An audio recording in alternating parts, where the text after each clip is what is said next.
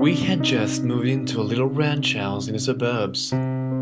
Storybook neighborhood. Quiet, friendly neighbors, picket fences, the whole 9 yards. Suffice it to say that this was supposed to be the new start for me, a recently single dad, and my 3-year-old son. A time to move on from the previous year's drama and stress. I viewed the thunderstorm as a metaphor for this fresh start. One last show of theatrics before the dirt and grime of the past would be washed away. My son loved it anyway, even with the power out.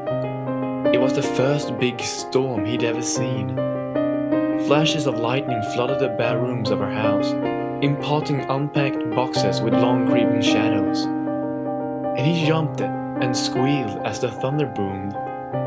It was well past his bedtime before it finally settled down enough to go to sleep. The next morning I found him awake in bed, smiling. "I watched the lightning at my window," he proudly announced. A few mornings later, he told me the same thing. "You're silly," I said. "It didn't storm last night. You were only dreaming." "Oh." He seemed somewhat disheartened. I ruffled his hair and told him not to worry. There should be another storm soon. Then it became a pattern. He would tell me how he watched the lightning outside his window at least twice a week, despite there being no storms. Recurring dreams of the first memorable thunderstorm, I figured. It's easy to hate myself in hindsight. Everybody assures me there's nothing I could have done, no way I could have known. But I'm supposed to be the guardian of my child, and these are useless words of comfort. I constantly relived that morning, making my coffee, pouring milk over my cereal, and picking up the newspaper to read about the pedophile local authorities had just arrested. It was front page stuff.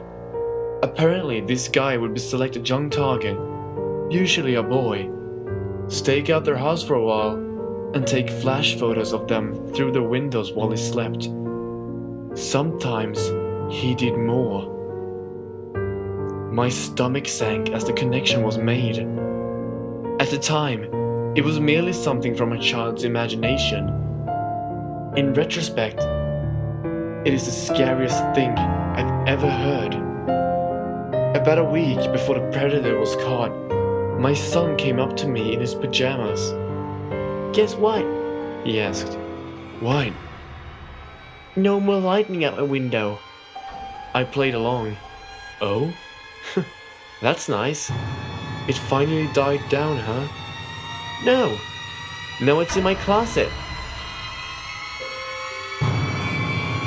I've yet to see the photos the police had collected.